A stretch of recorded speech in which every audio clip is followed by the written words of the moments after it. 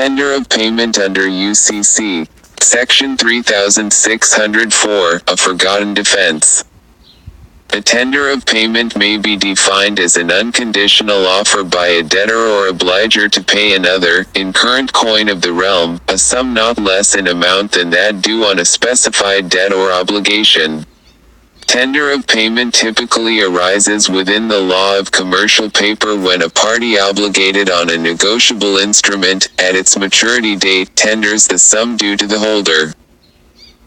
If tender is refused, and the holder subsequently brings suit to collect on the obligation, the party obligated may assert the prior tender as a defense to liability for interest, costs, and attorney's fees accruing on the instrument after the effective date of the tender.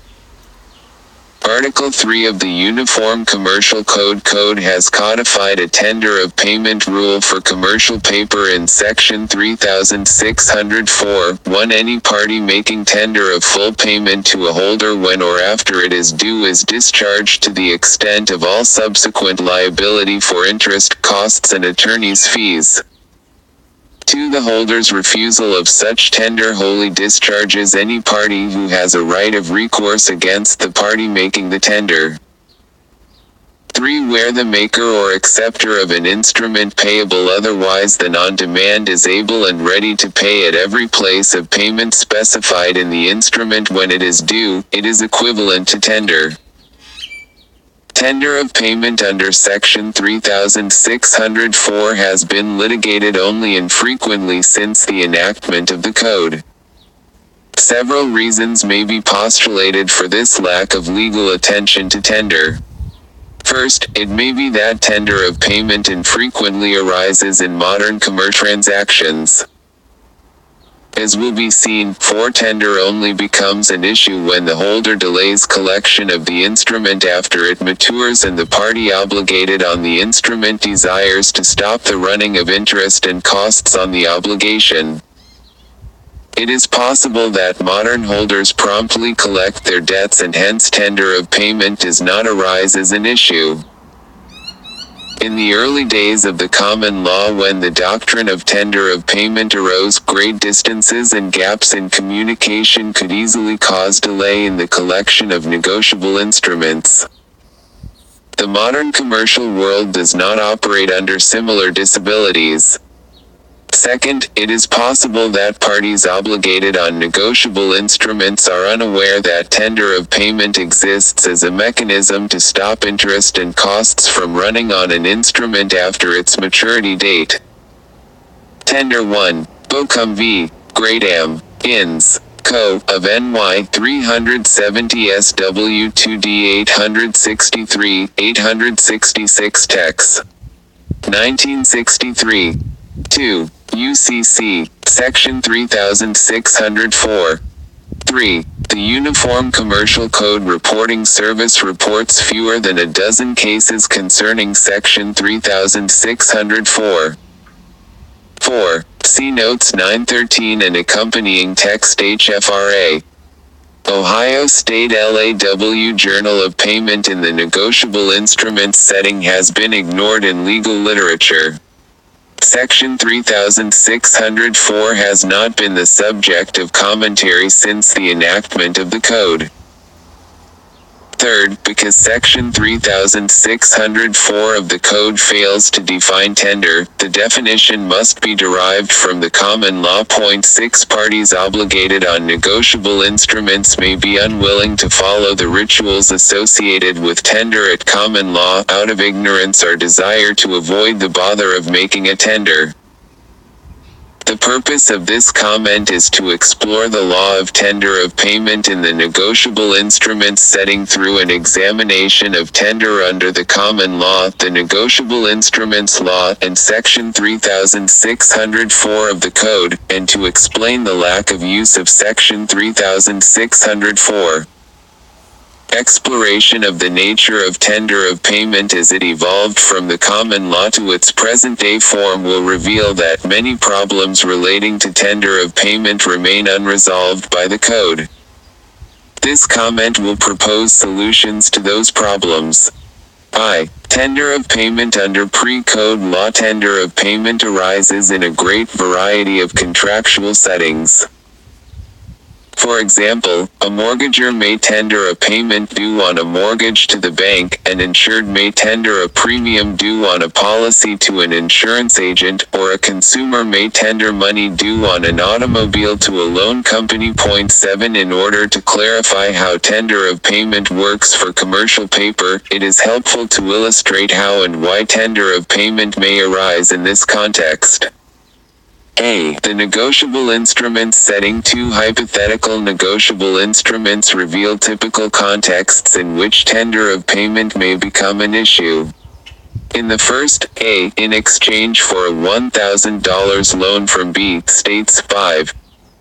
J. White and R. Summers, Handbook of the Law under the Uniform Commercial Code Sections 1318, at 443-1972 makes only a passing reference to tender of payment under Section 3604.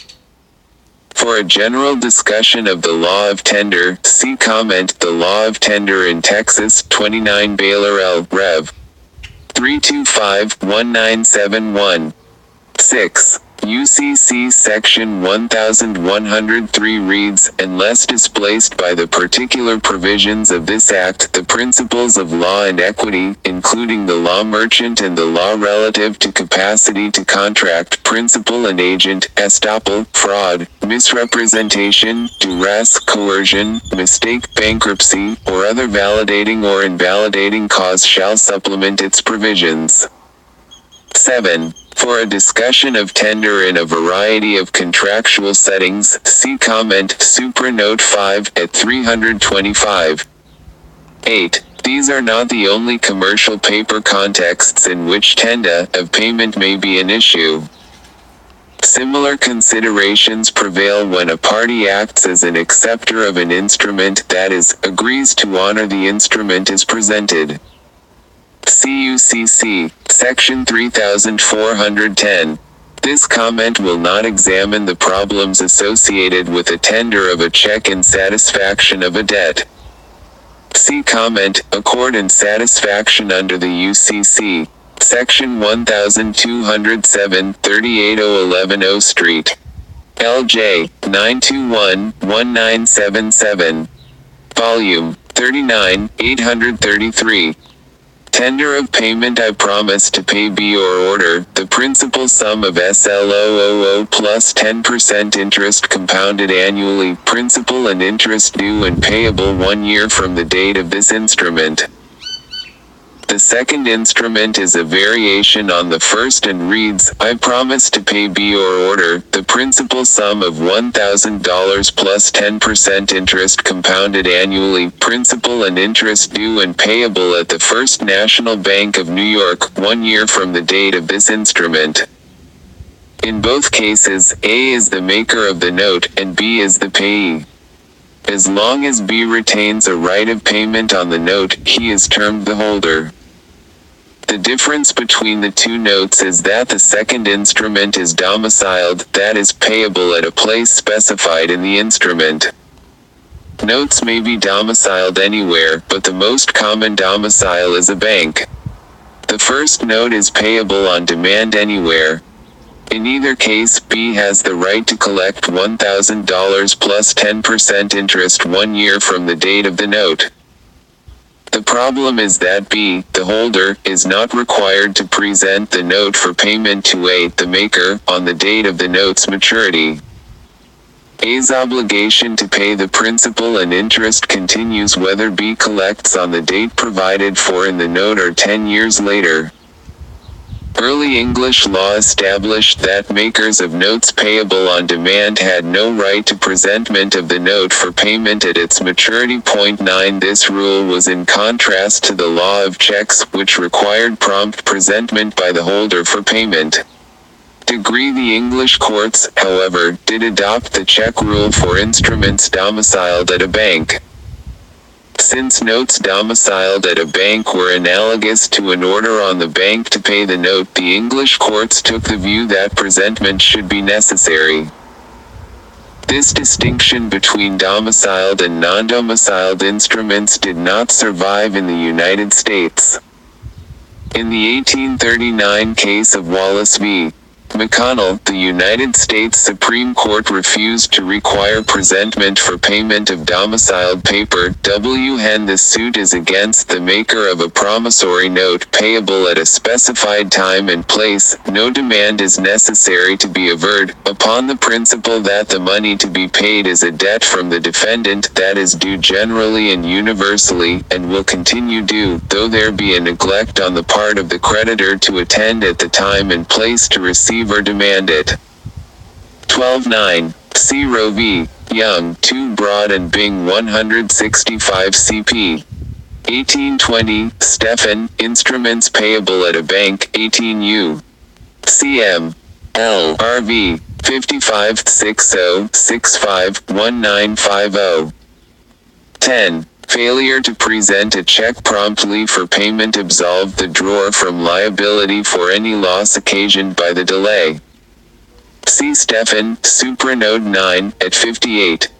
11. See Sanderson v. Bose, 14 East 500 CP. 1811, Stephan, Supranode 9, at 6162. The result is still good law in England. See 3 Hillsbury's Laws of England, Business and Banking, 58 4th ed. 1973. 12. 38 U.S. 13 Pet. 136, 149, 1839. See Stephan, Supranode 9, at 6568. 1978. Ohio State LAW Journal. The result was that makers had no presentment rights in the United States regardless of the type of promissory note. The resulting disadvantage for the maker is that, if the holder delays collection of the note after it is due, interest continues to accrue on the note in the sample notes, at the rate of 10% compounded annually. If the holder delays presentment for a substantial period of time, and if the note is for a substantial principal sum at a high rate of interest, the hardship placed on the maker may be very great. The maker's difficulties are further exacerbated when the original payee on the note is no longer the holder. If the note is negotiable, 3B may have sold or given the note to sin satisfaction of a debt. B, by endorsing the note over to C, relinquishes his right to payment of A's debt. It is now up to C to collect on A's obligation. Especially with notes payable only after a period of years, the note may have changed hands many times. Thus, the maker may not even know the identity of the holder, although domiciling the note assures the maker that the holder, whoever he may be, must collect at a place known to the maker.